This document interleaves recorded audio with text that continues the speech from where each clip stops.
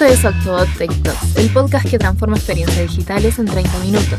No dejes de seguirnos para colaborar con esta iniciativa y enterarte de todos los nuevos episodios. Bueno, bienvenidos y bienvenidas a otro episodio de Octobot Tech Talks. Es el número 15 de esta tercera temporada, un montón, no lo podemos creer. Después de una edición especial de nuestro Octotrip a Córdoba, retomamos un poco lo que es nuestro contenido habitual y en esta oportunidad vamos a estar hablando con uno de nuestros diseñadores UX, Juan Morena, sobre el valor del MVP. Pero antes me voy a presentar para quienes no me conocen, que ya me estaba adelantando. Yo soy Flopa, soy Content Marketer acá en Octobot y integro el equipo de marketing en conjunto con Reggie y con Ali, que ya las habrán escuchado también en el episodio anterior.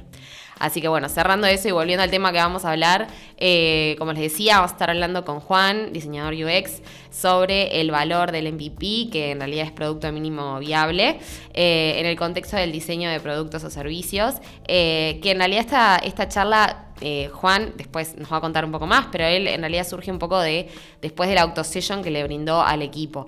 Para los que no saben, una Octosession es una charla que damos todos los integrantes de Octobot de algún tema que creamos que somos expertos o algo que le podemos aportar al equipo de valor o conocimiento, y en este caso Juan estuvo hablando con el equipo sobre este tema, así que dijimos, bueno, de acá sacamos un podcast para que se haga de público conocimiento, así que bueno, nada, él nos va a contar un poco sobre los beneficios del MVP, qué es su importancia y demás, pero sin mucho más y para dejar que se presente Juan, bienvenido, muchas gracias por sumarte. No, por favor, gracias por invitarme. Sí, como decía Flopa, mi nombre es Juan, estoy acá en Octobot hace 6-7 meses. Trabajo en UX hace bastante ya, mucho en research, mucho en la parte de proyectos. Entonces, siempre algo como yendo a el porqué de esta Octosession que di, es porque siempre vi que un punto de dolor en todos estos procesos siempre era el MVP, la definición de MVP y qué era un MVP, qué sumaba un MVP, por qué lo hacíamos, qué valor aportaba. Entonces, en mis años de experiencia en esto encontré un montón de formas de hacerlo, un montón de aprendizajes y un montón de enseñanzas que creo que estaba bueno poder llevar al equipo, sabiendo también que en Octobot somos como equipos súper interdisciplinarios, no solamente de diseñadores o de devs, sino que trabajamos muy juntos, y creo que eso, no quiero spoilear lo que voy a contar después, pero creo que eso es súper importante para el MVP. Por eso también quería poder traerlo a la mesa como para brindarle una herramienta a todos los equipos que, charlando, me di cuenta que tal vez nunca nos habíamos como frenado a pensar qué era un MVP ni cómo lo estábamos entregando. Entonces, un poco la idea era poder aportar desde ese lado.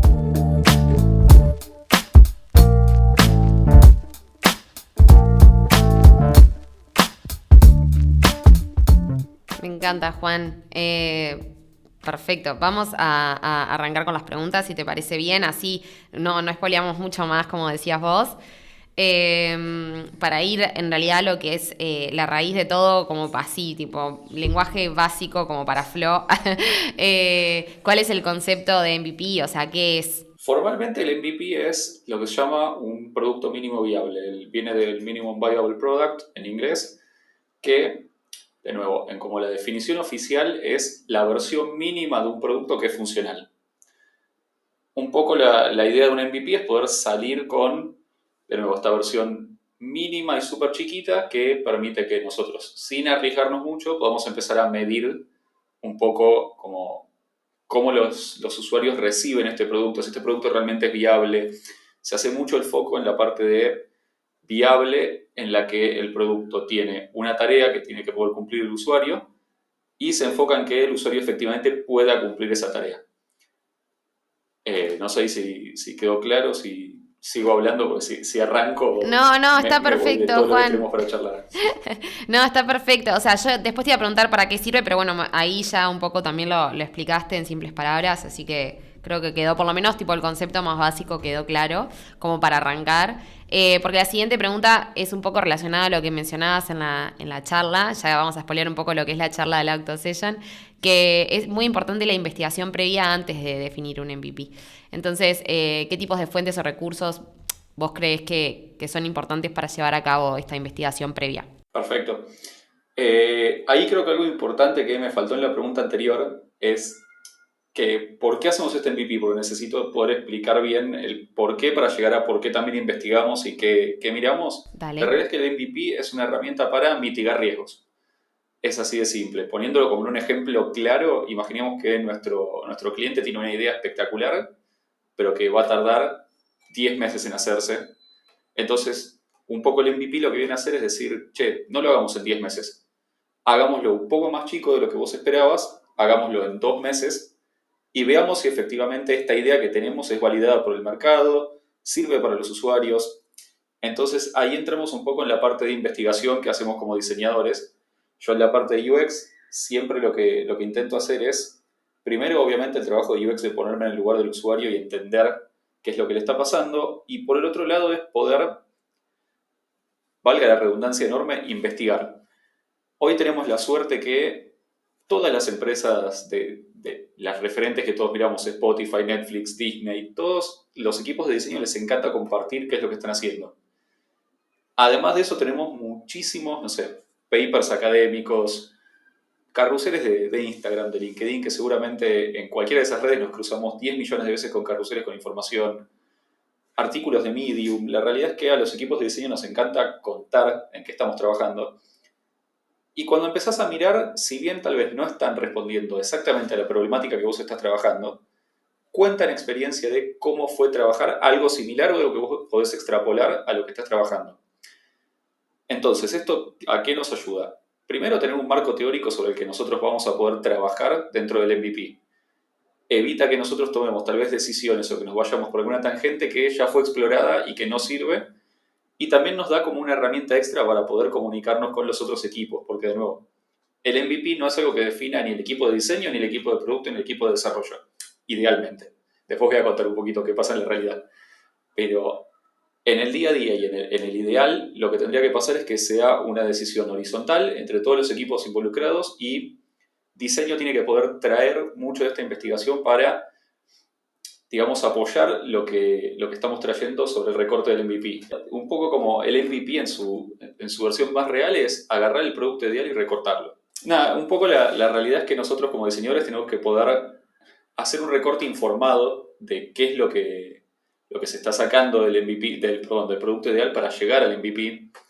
Y la investigación un poco lo que nos da es una justificación para esto. Si no, pasa algo que muchas veces como diseñadores nos pasa, que nos agarramos de cosas que tal vez para nosotros que trabajamos en diseño son súper obvias, pero que hay un momento en el que vos te tenés que sentar y justificarlo con un equipo que va a tomar esa decisión.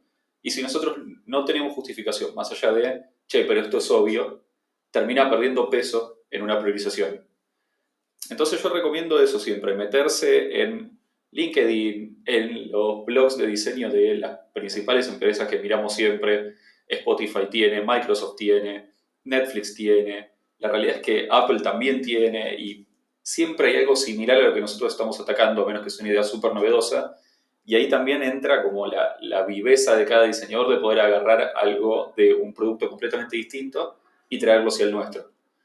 Entonces es investigar, investigar, investigar en LinkedIn, Instagram. Obviamente en estos dos es lo que más cuidado hay que tener y realmente analizar qué es lo que estamos leyendo. Papers académicos hay muchísimos que tienen que ver con tal vez psicología, psicología conductual más que nada para lo que tiene que ver con UX, y los blogs de las empresas. Bien, nosotros contamos ya tiro ahí el chivo, pero nosotros contamos con el blog de Octobot, que a veces subimos pila de información de diseño, así que Juan, cuando quieras también sumarte a eso, nosotras de puertas abiertas te esperamos, Obvio. pero ahí escribimos pila de artículos y cosas que están buenas.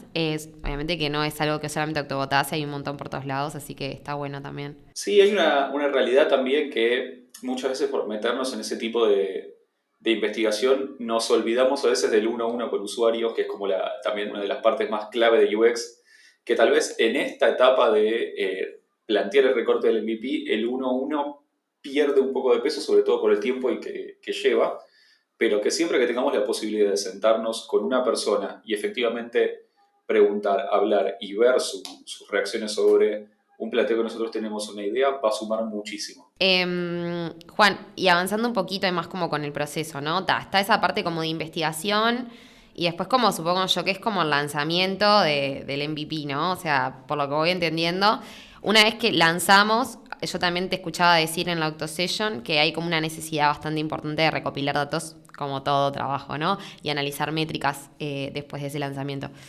¿Vos nos podrías compartir ejemplos específicos de métricas que podrían ser útiles y cómo se interpretarían? Total, sí. Ahí algo que creo que es súper importante recalcar es lo que vos decías, que después del lanzamiento hay que medir. La realidad es que para que un MVP sea efectivo tiene que ser un producto sobre el que nosotros podamos seguir construyendo y que no sea algo descartable. Y para poder seguir construyendo tiene que haber un roadmap.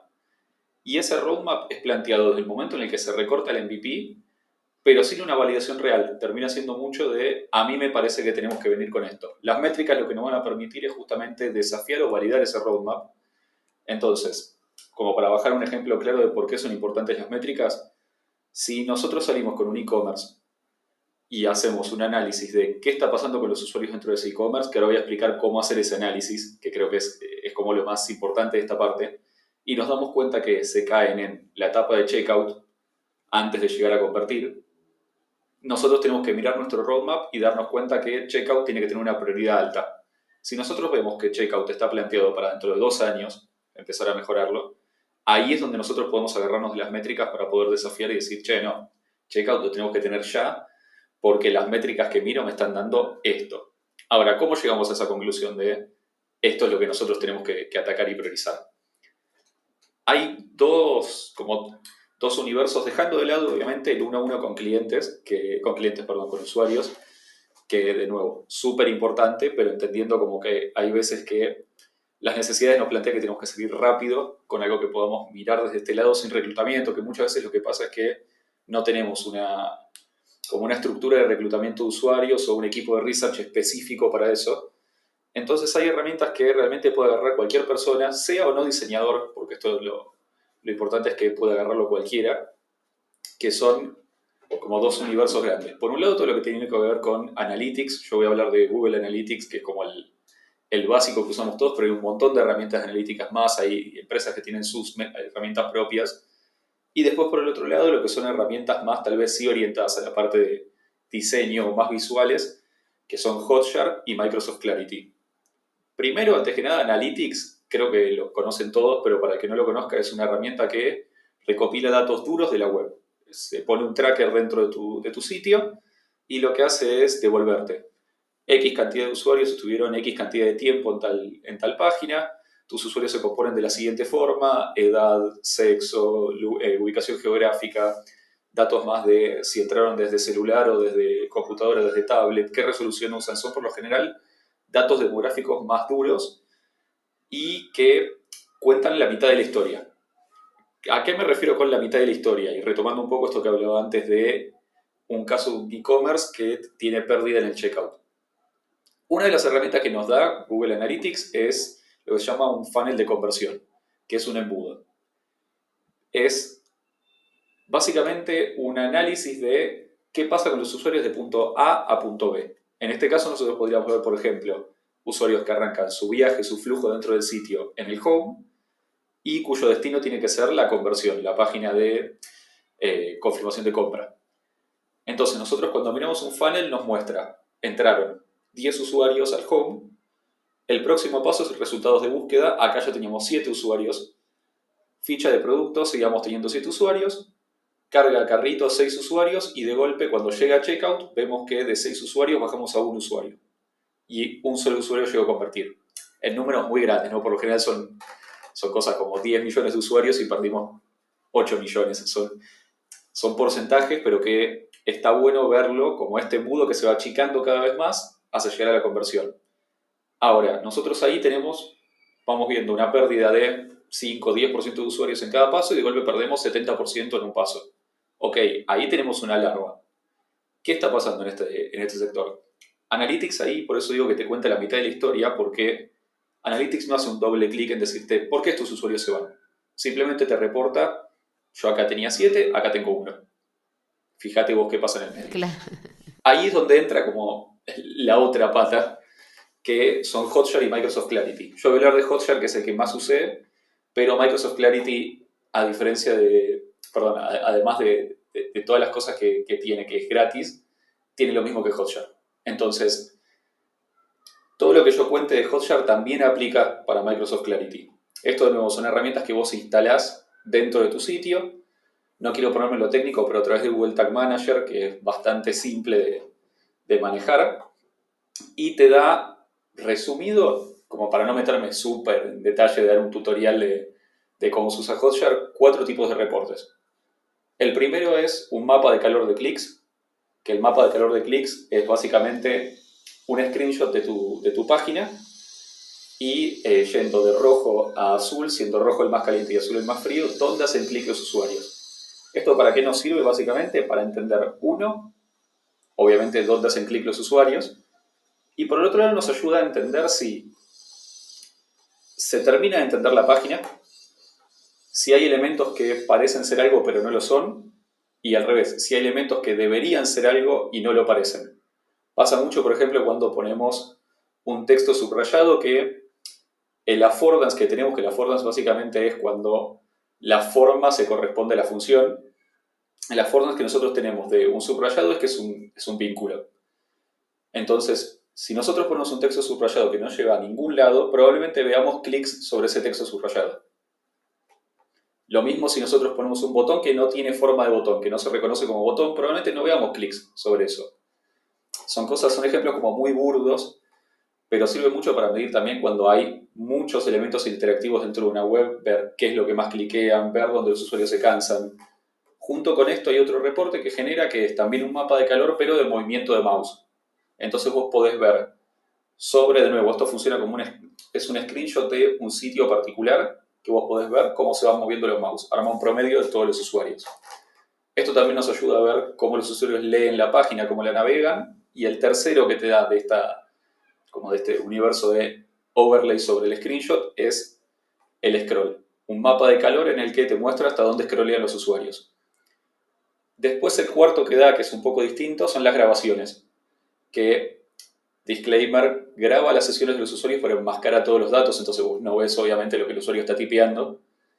Vos ves cuando carga nombre, mail, lo que sea, asteriscos, no hay forma de sacar eso como para que los que escuchan no se asusten por la privacidad de golpe. Claro, eso te iba a decir ahí, tipo, tremendo hacker, ¿viste?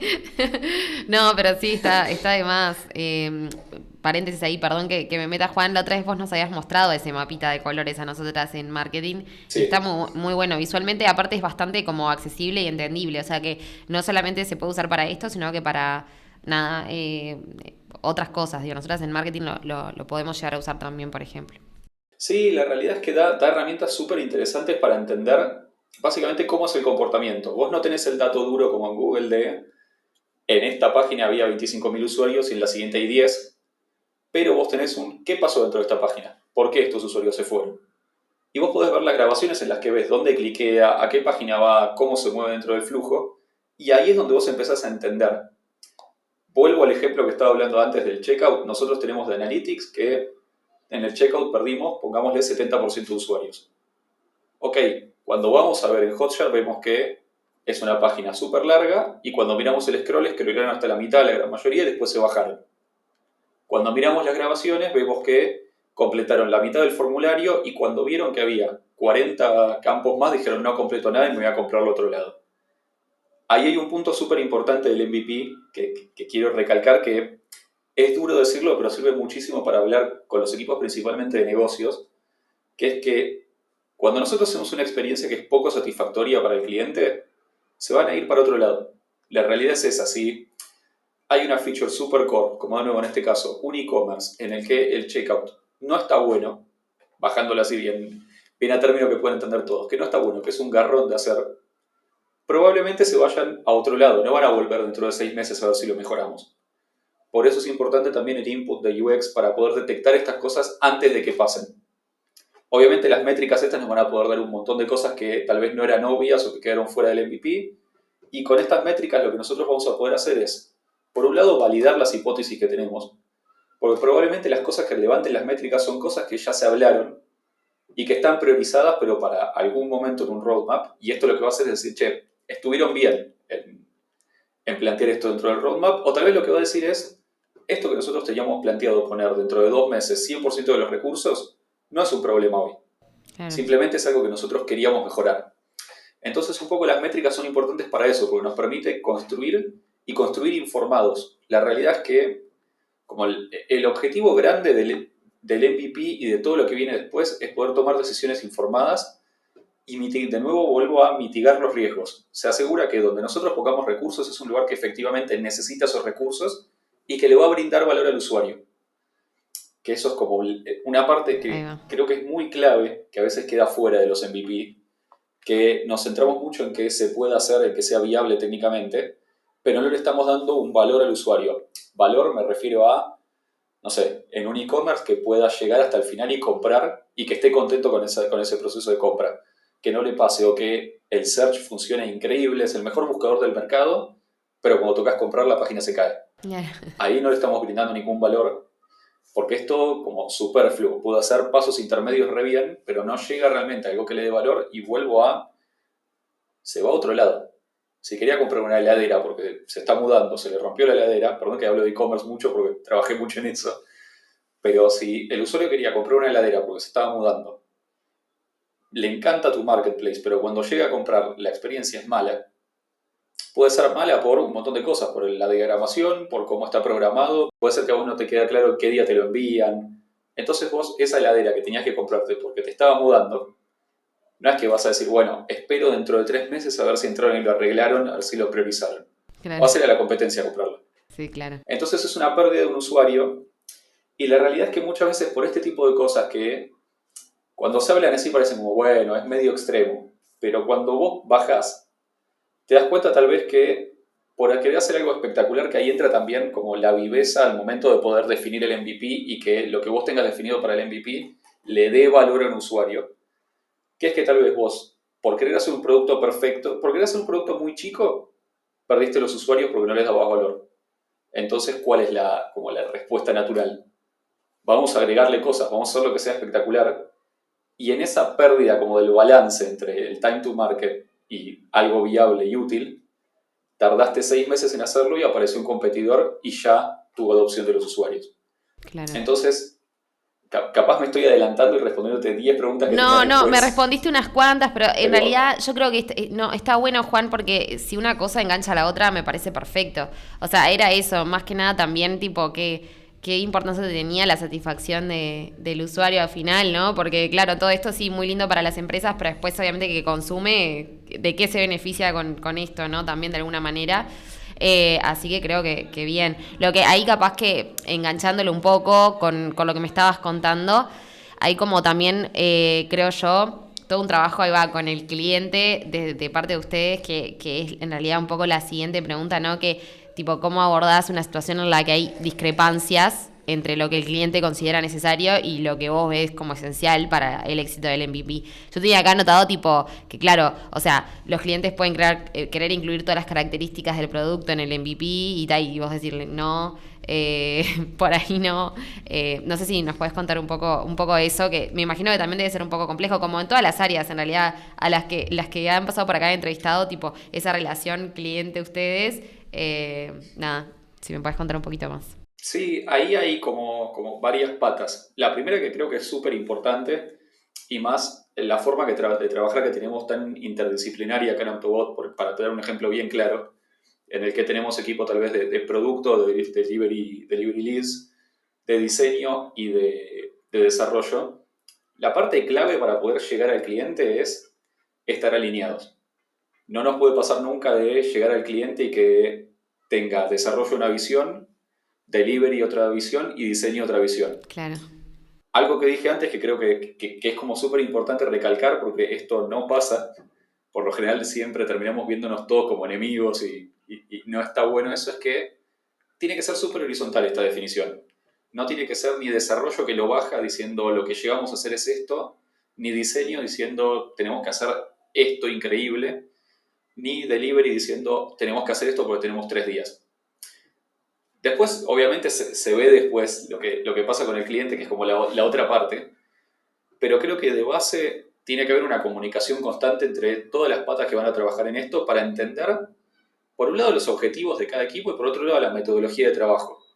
muchas veces pasa esto, como que diseño ve desarrollo como, uy, son los que me dicen no se puede hacer, y desarrollo ve a los de diseño como los que me complican la vida, porque para nosotros tal vez es 8 segundos en Figma hacer un botón, y a ellos con todo lo que implica son 3 sprints de laburo.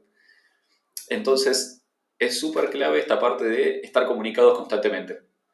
Parece una re obviedad, es como de manual, pero siempre pasa que por todas las locuras que estamos haciendo todos los días, nos pasa que tenemos esos cortocircuitos. Entonces, al momento de poder llegar con el planteo del cliente, tenemos que tener bien claro cómo vamos a trabajar todos sobre ese MVP y qué va a pasar después.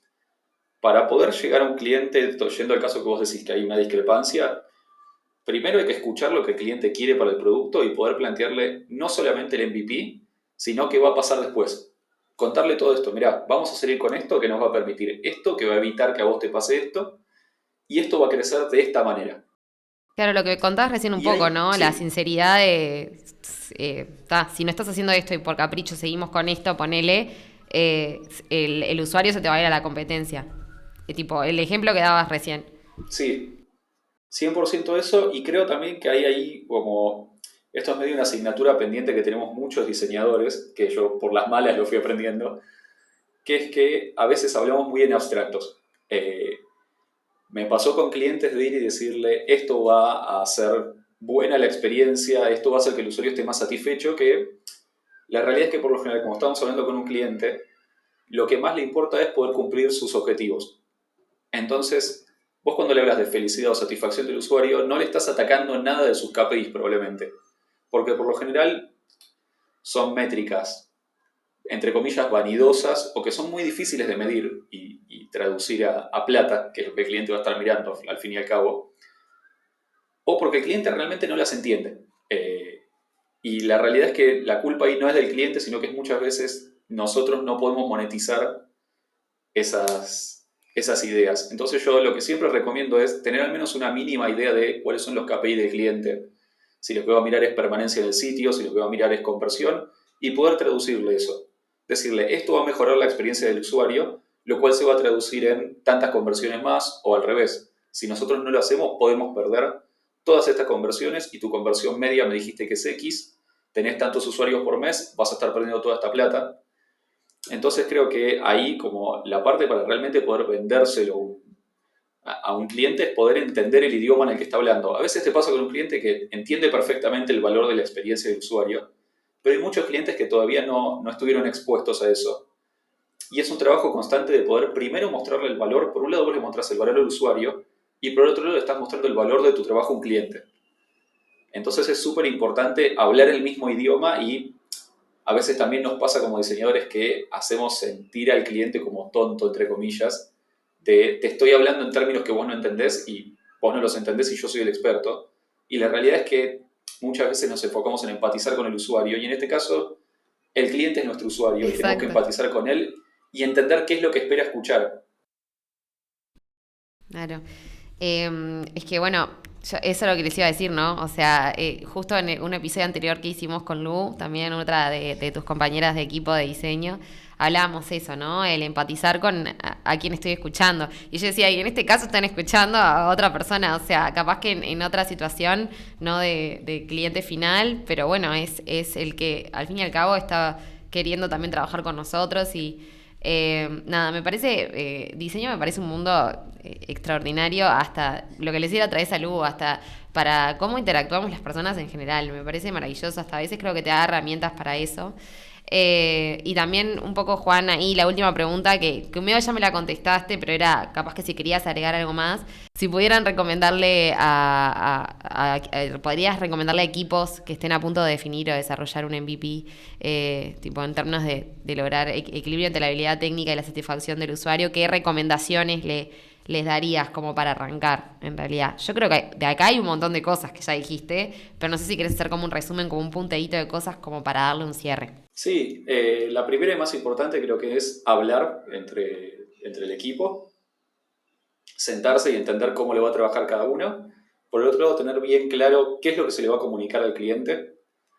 Por un lado, como decía antes, la parte de hablar el mismo idioma del cliente y entender qué es lo que espera escuchar. El MVP no deja de ser un proceso de venta, casi un proceso de trabajo. Y por el otro lado, tener bien claro cómo se va a seguir después del MVP. No entrar en un ciclo de hoy hago un MVP, mañana como no salió bien lo descarto y hago otro MVP, y después lo descarto y hago otro MVP. Entonces la idea es poder plantear el producto ideal al que queremos llegar es este, vamos a salir primero con esto que nos va a permitir sacar esto, y después vamos a ir construyendo esto, y poder comunicarlo eso. Creo que la clave para poder definir siempre este tipo de cosas es comunicación clara y no esconder las cosas y ser bien directos. No dar tanta vuelta, no ir tanto al abstracto, sino ir directamente a esto va a traer tanta plata, esto tiene el riesgo de que perdamos tanta plata, esto lo podemos hacer en este tiempo y va a evitar que pase esto. Creo que mi mayor consejo es ese, y obviamente para diseñadores es que como consejo para todo, no solamente para el MVP, es investigar un montón, y a veces suena mal cuando lo digo, pero profesionalizarse más allá de el gusto estético tal vez. Tener herramientas para negociación, tener herramientas para entender qué es lo que necesitan del otro lado y tener herramientas para defender las decisiones que tomamos. Y para Juan, capaz que para cerrar y te agarro medio desprevenido con esta pregunta, pero ¿cómo fue un poco también para el que está escuchando, tipo tu formación y cómo llegaste a tener como un conocimiento así claro de MVP y demás? Porque me decías, bueno, necesitas saber comunicarte y eso, ¿vos hiciste algún curso o un poco ahí de tu escolaridad vendría a ser? Capaz que está bueno para que el que esté escuchando lo pueda tomar como ejemplo y pueda decir, capaz que el día de mañana puedo interiorizarme un poco más haciendo tal curso o estudiando tal cosa o tal otra. La realidad es que yo cursos, a ver, cuando empecé haciendo, yo soy diseñador gráfico originalmente, como creo que muchos de los que estamos en UX, hice curso de UX UI en Coder House. Después de eso hice un par de cursos de Product Design, porque justamente cuando empecé a mirarlo en Coder me daba mucho de qué pasaba con UX y me contaban, vas a trabajar con desarrollo, vas a trabajar con producto, y yo no entendía qué hacía desarrollo ni qué hacía producto. Entonces me metí en cursos de producto que se veía un poco más el ecosistema, se hablaba de agilidad, se hablaba de cómo son los procesos de desarrollo, cómo trabajan con diseño, pero no visto desde el punto de vista de un diseñador, que eso creo que es súper importante. Volviendo al otro, es muchas veces cuando estamos hablando de estas cosas no estamos hablando con diseñadores, y los diseñadores en eso somos medio secta, tenemos como nuestros códigos, todo, y cuando querés llevarlo para afuera lo perdés. Entonces está bueno poder mirarlo desde el lado del otro, por más que vos no vayas a ejercer o de product o de negocio. Creo que ahí lo que más me sumó a mí, que no es un curso en sí, sino fue experiencia, fue trabajar muy pegado a equipos de negocios, entendiendo el negocio de los productos digitales. Y fue mucho de golpearme la cabeza y entender qué era lo que esperaban escuchar. Todo esto que yo cuento de muchas veces nos pasa como diseñadores, todo eso me pasó. Me pasó 1000 veces de sentarme con un proyecto increíble y que me dijeran, che, pero para mí la satisfacción del usuario no significa nada porque esto va a traer X millones de pesos. Ya. ¿Qué me traes vos? Entonces creo ahí que, si más como un consejo mío de hace unos años, leería mucho sobre cómo funciona el negocio de los productos digitales.